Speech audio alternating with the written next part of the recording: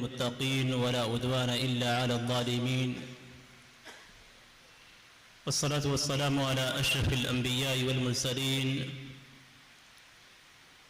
محمد وعلى آله الطيبين الطاهرين وعلى صحابته الغر المحجلين وعلى من تبعهم بإحسان إلى يوم الدين. أما بعد،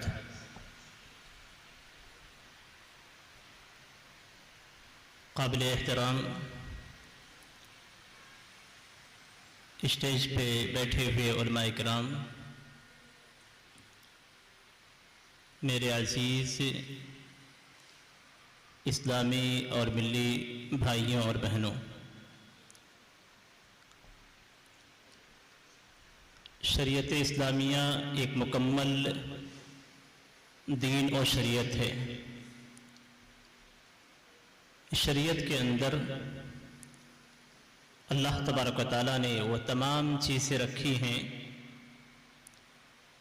جن چیزوں کی ایک انسان کو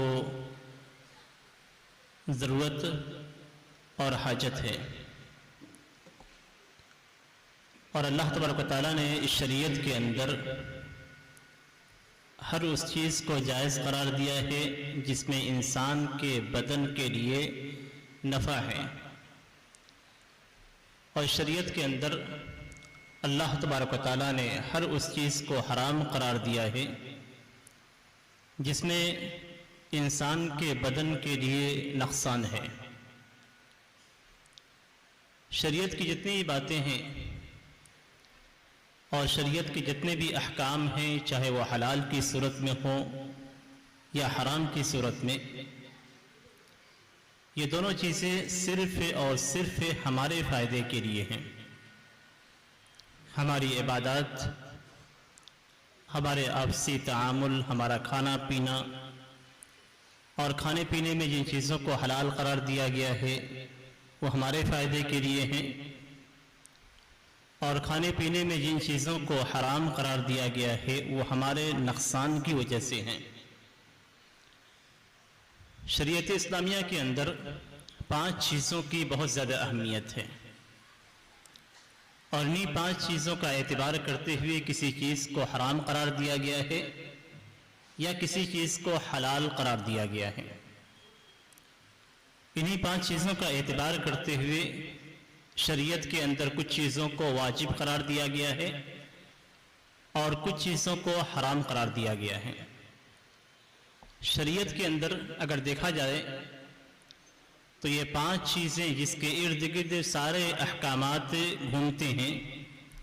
یہ 5 چیزیں ایسی ہیں جو ہمارے فائدے کے لیے ہیں۔ شریعت اسلامیہ میں انہیں ضروریات 5 سے تعبیر کیا جاتا ہے، جس کے اندر دین، عقل، مال، نسل، عزت، یہ ساری چیزیں اس کے اندر شامل ہیں۔ اور اسی میں سے جو اہم چیز ہے جس کے ساتھ آپ کے مکمل بالغ ہونے کے بعد سے لے کر موت تک کے احکام جڑتے ہیں، وہ آپ کی عقل ہے۔ شریعت اسلامیہ میں جب بلوغ کا لفظ استعمال کیا جاتا ہے کہ آدمی بالغ ہو گیا، تو بالغ ہونے کا لفظ کیوں استعمال کیا جاتا ہے؟ اس لیے کہ اسی سے اس کے سارے احکام کا تعلق ہے، جو اس کے لیے حق ہیں، جو اس کے حقوق ہیں، اس کا بھی تعلق عقل سے ہوتا ہے، جو اس کے اوپر واجبات ہیں اس کا بھی تعلق عقل سے ہوتا ہے۔ اور جب بلوغ کی بات کہی جاتی ہے تو بلوغ ایک پیمانہ ہے، ایک معیار ہے، جس کے ذریعے سے ہم پہچانتے ہیں کہ یہ شخص بڑا ہو چکا ہے، اب اس کے ذمہ کچھ حقوق عائد ہوں گے، یہ شخص شریعت کا اب پابند ہو چکا ہے، اور اس کے اوپر شریعت کے سارے احکامات اب فٹ کیے جائیں گے اور اس سے مطالبہ کیا جائے گا۔ یہی عقل ہے جس کی حفاظت کے لیے اللہ تبارک و تعالیٰ نے شراب اور نشہ کو حرام قرار دیا ہے، تاکہ انسانی عقل بالکل محفوظ ہو، انسانی عقل میں کسی بھی قسم کا خلل اور فطور واقع نہ ہو۔ انسانی عقل مکمل طور پہ بالکل محفوظ ہو تاکہ اسے سمجھ میں آئے کہ اسے کیا کرنا ہے اور کس چیز سے بچنا ہے۔ اس لیے کہ یہی عقل ہے جس کے ذریعے سے ہم سمجھ پاتے ہیں کہ ہمیں کیا کام کرنا ہے اور کس چیز سے ہمیں دور رہنا ہے۔ عقل کے ذریعے سے ہی ہم جانتے ہیں کہ یہ چیز ہمارے لیے نفع بخش ہے یا یہ چیز ہمارے لیے نقصان دہ ہے۔ گویا عقل ہی ہمارے بدن کا وہ حصہ ہے جس کی اگر ہم نے حفاظت کی تو بدن کے سارے حصے کی حفاظت ہو جائے گی، اور اگر ہم نے عقل کو ضائع کیا تو بدن کا سارا حصہ ہمارا ضائع ہو جائے گا۔ اور اسی وجہ سے اللہ تبارک و تعالیٰ نے شراب کو اور نشہ کی چیزوں کو حرام قرار دیا ہے۔ قرآن کریم کے اندر اللہ تبارک و تعالیٰ فرماتا ہے یسألونک عن الخمر والمیسر قل فیہما اثم کبیر ومنافع للناس واثمہما اکبر من نفعہما۔ لوگ آپ سے سوال کرتے ہیں شراب اور جوئے کے بارے میں۔ جاہلیت کے اندر شراب کا بہت رواج تھا، جاہلیت کے اندر جوئے کی مختلف صورتیں پائی جاتی تھیں، لوگ شراب بے تحاشا پیتے تھے۔ جاہلیت کے اندر شراب پینے کو فخر محسوس کیا جاتا تھا، اور آج بھی وہی جاہلیت پائی جاتی ہے۔ آج بھی جو شخص شراب پیتا ہے، نشہ کرتا ہے، وہ اپنے آپ کو فخریہ طور پہ ظاہر کرتا ہے اور اپنے آپ میں فخر محسوس کرتا ہے۔ عرب کے اندر دو چیزوں کا بہت زیادہ رواج تھا، ایک شراب پینے کا، اور دوسرے اس شراب کے نتیجے میں جو جود و سخا ان کے اندر پائی جاتی تھی، مال کو خرچ کرنا، دوستوں میں مال کو اڑانا، اپنے جانوروں کو ذبح کر کے تقسیم کرنا، جسے وہ جود و سخا سے تعبیر کرتے تھے۔ اس جود و سخا کی جو اصل وجہ ہوتی تھی کہ انسان جب شراب کے نشے میں ہوتا تو اس کے اندر فخر اور مباحات آتی تھی، اور فخر اور مباحات کے نتیجے میں وہ اپنے پیسے کو بے دریغ اڑاتا تھا اور خرچ کرتا تھا۔ اسی لیے شراب کے ناموں میں سے ایک نام الکرم کے نام سے رکھا گیا ہے، یعنی انگور کا جو نام رکھا گیا ہے عرب کے اندر اس کو الکرم کہتے ہیں، یعنی وہ جود و سخا کی جانب لے جاتا ہے۔ اور عرب کے اندر جو شراب پائی جاتی تھی وہ اسی نوعیت کی، لیکن اس کے باوجود عرب کے اندر بھی جاہلیت میں بھی جو لوگ عقل مند تھے، جن کے پاس عقل تھی، جو لوگ عقل کو صحیح استعمال کرتے تھے، وہ لوگ شراب سے اپنے آپ کو دور رکھتے تھے۔ بہت سارے صحابہ کرام تھے جو اسلام لانے سے پہلے بھی شراب سے دور رہے اور اسلام لانے کے بعد بھی شراب سے دور رہے۔ بہت سارے جاہلیت میں افراد تھے جو جاہلیت میں ہی مر گئے اور اسلام انہوں نے قبول نہیں کیا یا انہیں اسلام نہیں پہنچا۔ وہ لوگ اپنی عقل کو شراب سے دور رکھتے تھے، اس لیے کہ آدمی جب شراب کے نشے میں ہوتا ہے تو اس کی عقل بالکل بند ہو جاتی ہے اور وہ ایسی حرکتیں کرتا ہے جو حرکتیں پاگلوں والی ہوتی ہیں۔ اسی لیے کوئی بھی عقل مند شخص یہ گوارا نہیں کرے گا کہ کسی بھی حالت میں اس کا مذاق اڑایا جائے، کسی بھی حالت میں وہ لوگوں کے لیے مذاق بن جائے۔ آپ دیکھتے ہیں جو لوگ شراب پیتے ہیں اور شراب کے نشے میں ڈوبتے ہیں ان کو اپنا ہوش نہیں ہوتا ہے۔ آپ بہت سارے افراد کو دیکھیں گے جو سڑک کے کنارے پڑے رہتے ہیں مختلف نشے کے استعمال کی وجہ سے، یعنی انہیں اپنے بدن تک کا خیال نہیں ہوتا، انہیں یہ بھی خیال نہیں ہوتا کہ ہم کس مقام پہ لیٹے ہوئے ہیں اور کہاں پہ پڑے ہیں۔ یہ نشہ جو عقل پہ چھا جاتا ہے، اسی لیے اسے خمر کہا جاتا ہے۔ عربی زبان میں اسے خمر سے تعبیر کیا جاتا ہے کہ الخمر کل ما خامر العقل۔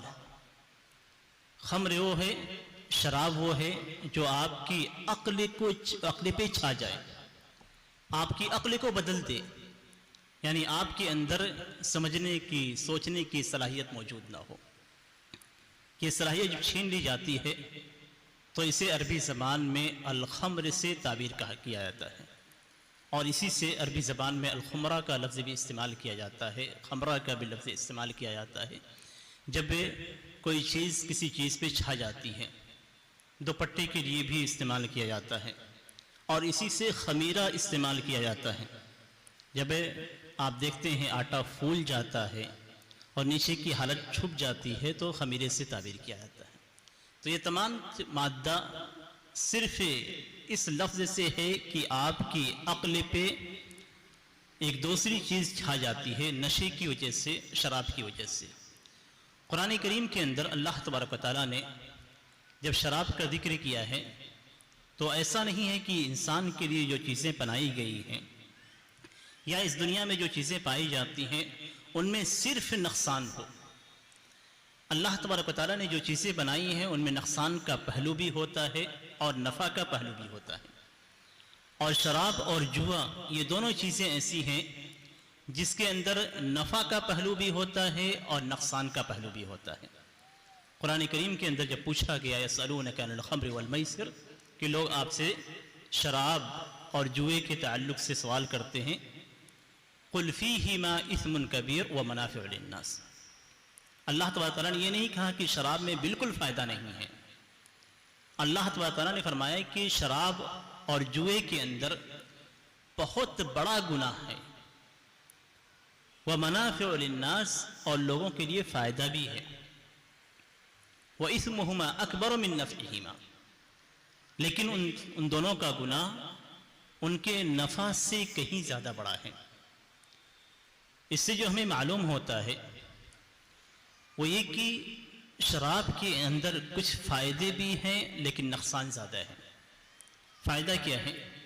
کہ آدمی جب شراب پیتا ہے تو اس کے اندر نشاط اور قوت آتی ہے،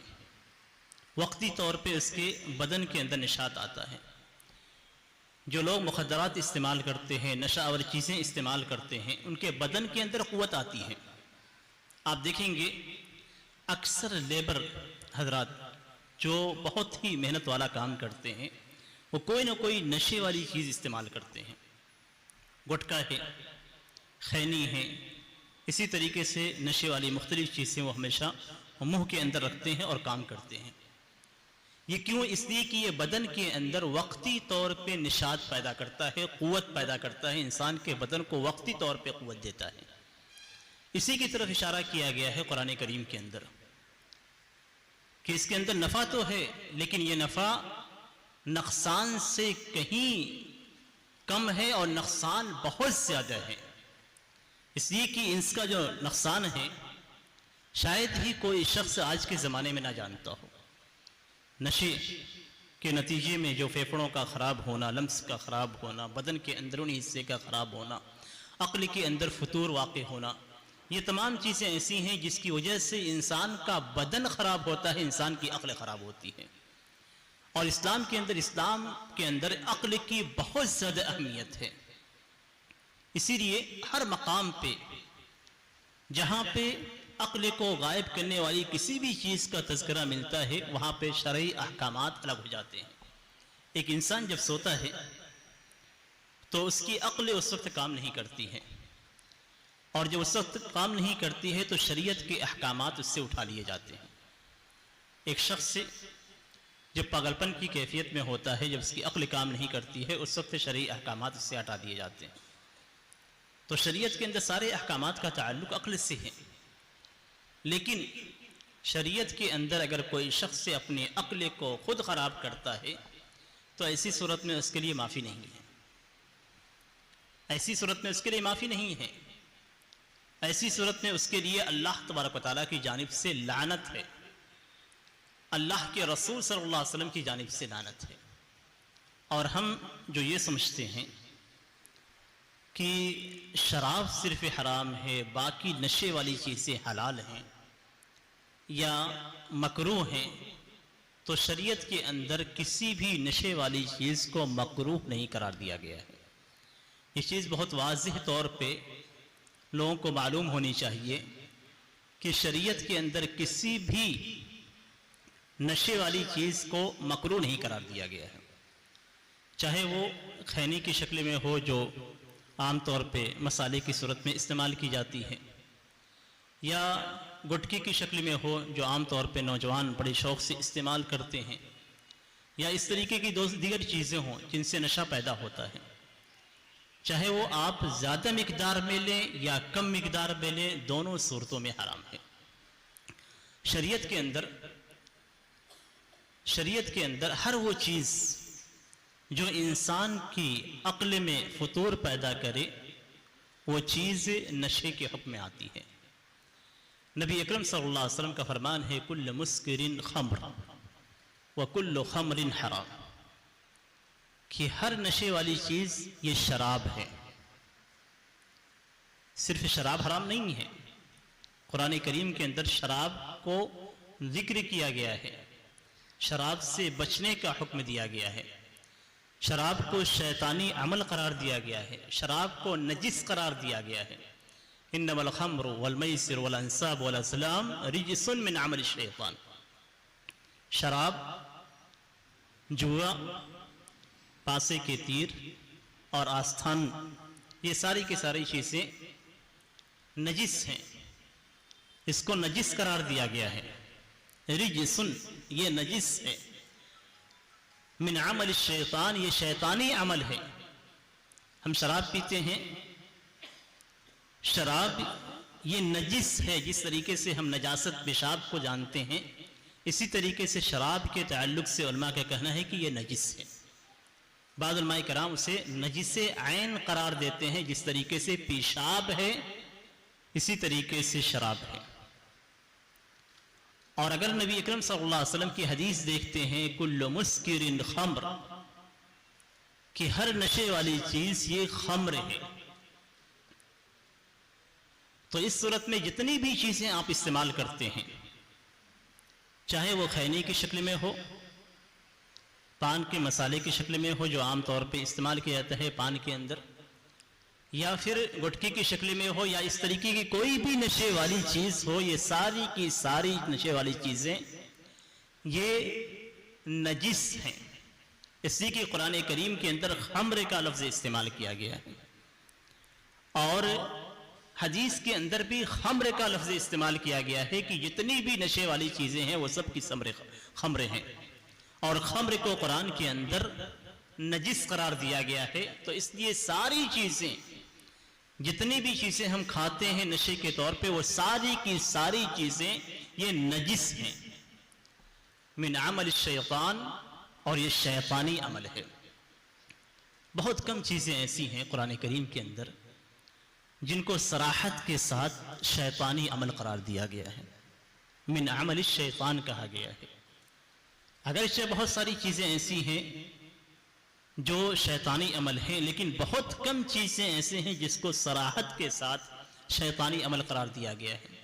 ان میں سے یہ چیز بھی ہے۔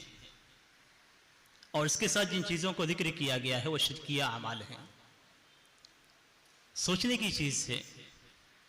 کہ قرآن کریم میں کس انداز میں شراب کو، نشے والی چیزوں کو ذکر کیا گیا ہے۔ نبی اکرم صلی اللہ علیہ وسلم کا فرمان ہے کہ لعن اللہ الخمر ساقیہا وشاربہا وبائعہا ومبتاعہا وحاملہا والمحمولۃ الیہ، کہ اللہ تبارک و تعالیٰ کی لعنت ہو شراب پہ۔ شراب کو ملعون قرار دیا گیا ہے، شراب پینے والے کو ملعون قرار دیا گیا ہے، شراب بیچنے والے کو ملعون قرار دیا گیا ہے، شراب خریدنے والے کو ملعون قرار دیا گیا ہے، شراب جو اٹھاتا ہے لے کر جاتا ہے اسے ملعون قرار دیا گیا ہے، جس کو لے جا کر پیش کیا جاتا ہے اس کو ملعون قرار دیا گیا ہے، جو بناتا ہے اس کو ملعون قرار دیا گیا ہے، جس کے لیے بنایا جاتا ہے اس کو ملعون قرار دیا گیا ہے۔ 9 چیزوں کو اس حدیث کے اندر نبی اکرم صلی اللہ علیہ وسلم نے 9 لوگوں کو ملعون قرار دیا ہے۔ شراب کے ساتھ ساتھ شراب پینے والے، پلانے والے، لے جانے والے، لانے والے، نچوڑنے والے، اور جس کے لیے وہ تیار کیا جاتا ہے اس کے لیے سارے افراد کو ملعون قرار دیا گیا ہے۔ اور حضرت جابر رضی اللہ تعالیٰ عنہ کی حدیث ہے، آپ صلی اللہ علیہ وسلم فرماتے ہیں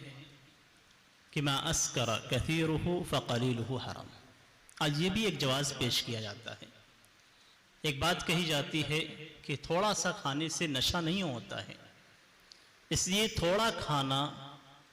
یہ مکروہ ہوگا، حرام نہیں ہوگا۔ یا جو لوگ نشہ کرتے ہیں وہ یہ کہتے ہیں کہ اس سے نشہ ہی پیدا نہیں ہوتا ہے۔ نبی اکرم صلی اللہ علیہ وسلم کا فرمان ہے ما اسکر کثیرہ فقلیلہ حرام، کہ جس کی زیادہ مقدار نشہ پیدا کرے اس کی تھوڑی مقدار بھی حرام ہے۔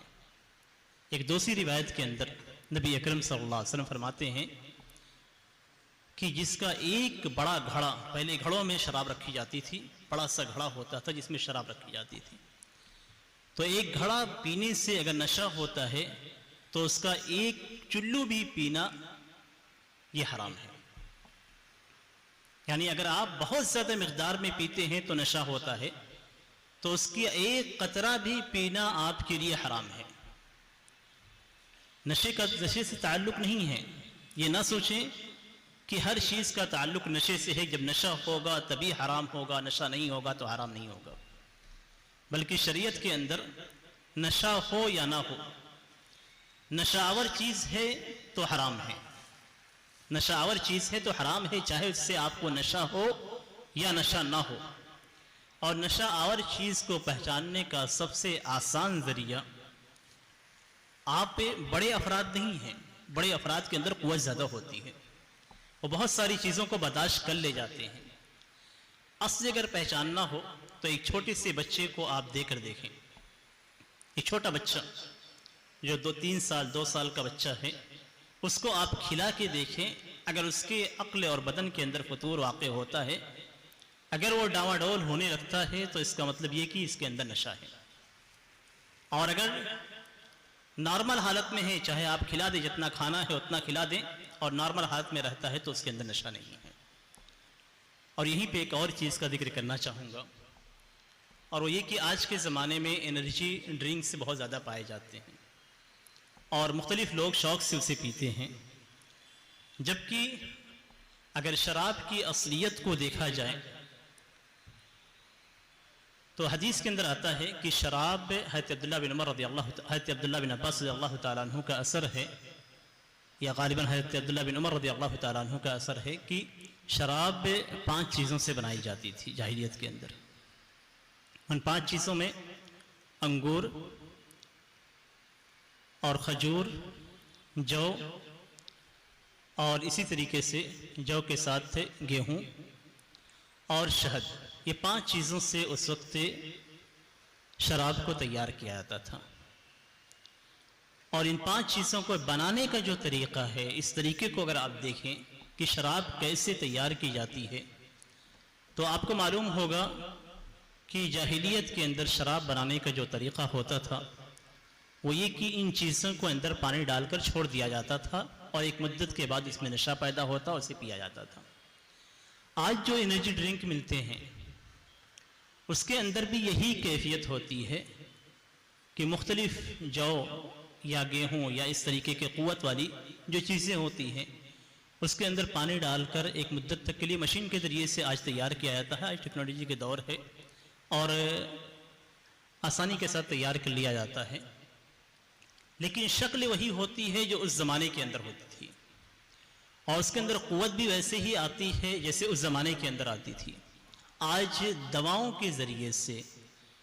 اس کے نشے کی قوت کو بند کر دیا جاتا ہے، نشے کی قوت کو ختم کر دیا جاتا ہے۔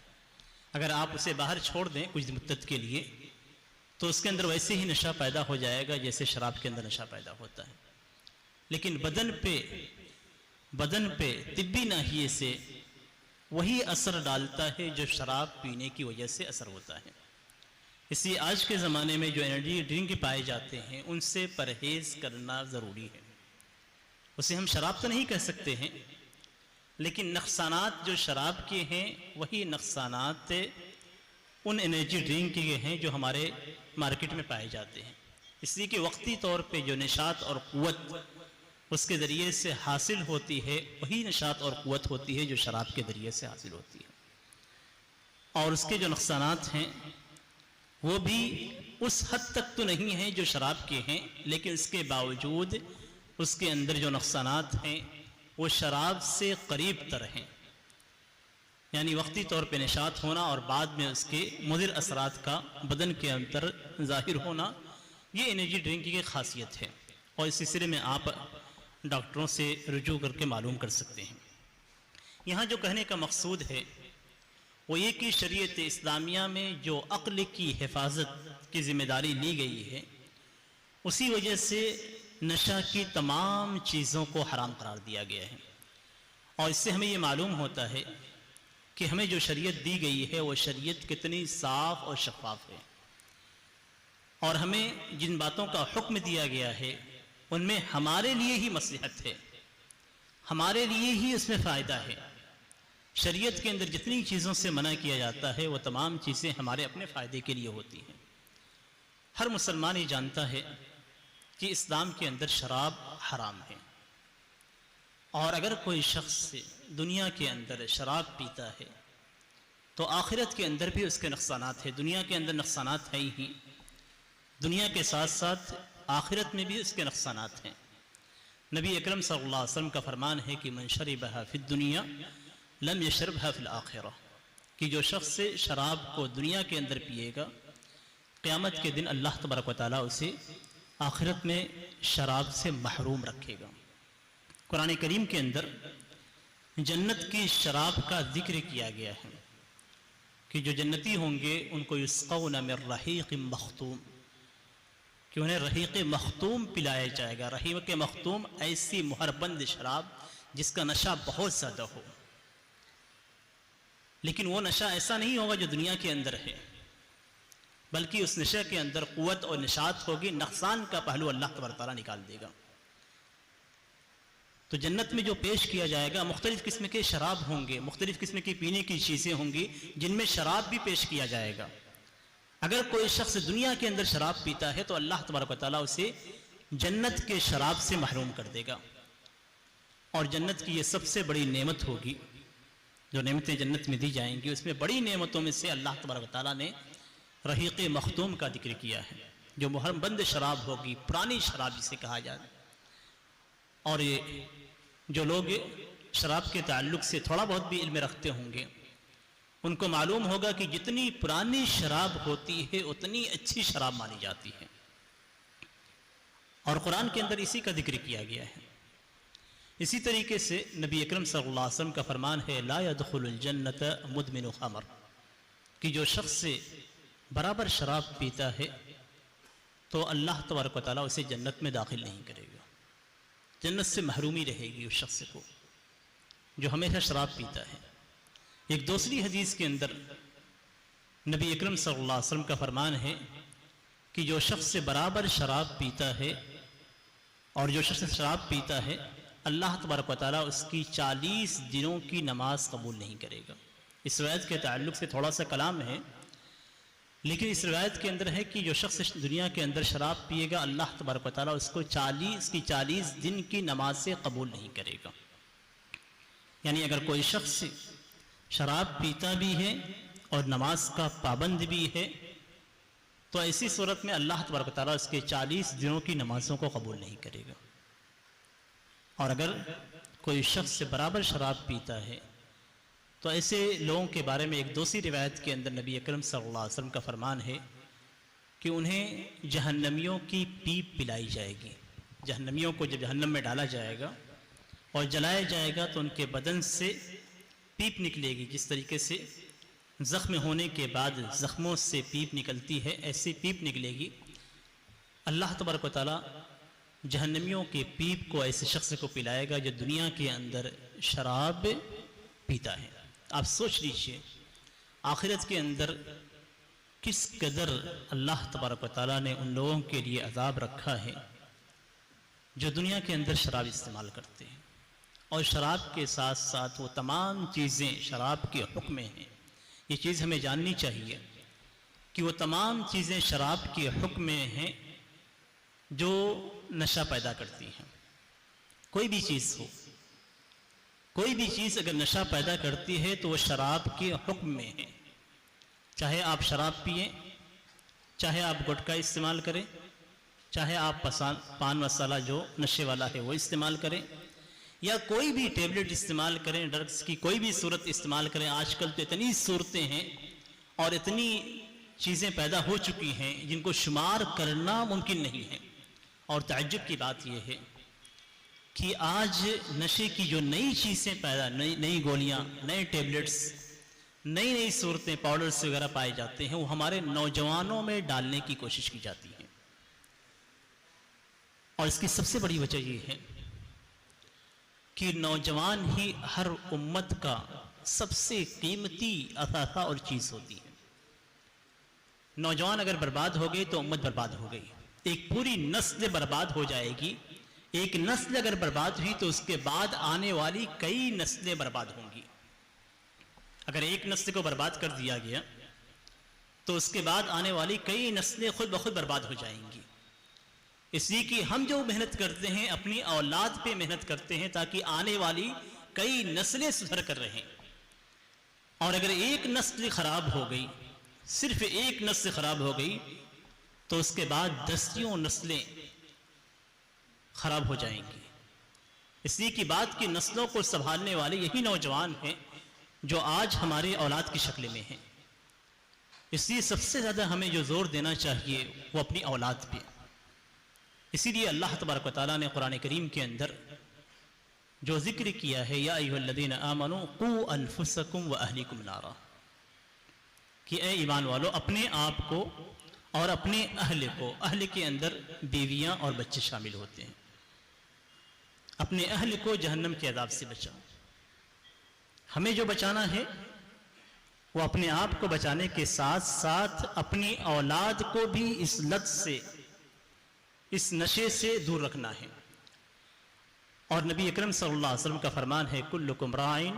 وکلکم مسئول عن رعیتہ، ہر شخص سے نگراں ہے، ہر شخص نگہبان ہے، یعنی ہر شخص کو اپنی اولاد پہ نگرانی کرنی ہے، دیکھنا ہے۔ اور کل قیامت کے دن ہر شخص سے اس کی نگرانی کے بارے میں، اس کی نگہبانی کے بارے میں سوال کیا جائے گا کہ آپ نے اپنے بچوں پہ کو واچ کیا یا نہیں کیا۔ بچوں پہ ہمیں ضرورت ہے کہ ہم اپنے بچوں پہ نگاہ رکھیں، ہمارے بچے کہاں جاتے ہیں، کن کے ساتھ رہتے ہیں، کیا کھاتے پیتے ہیں، ان کے حالات کیسے ہیں، ان کے اخلاق کیسے ہیں، یہ ساری چیزیں ہمیں دیکھنے کی ضرورت ہے۔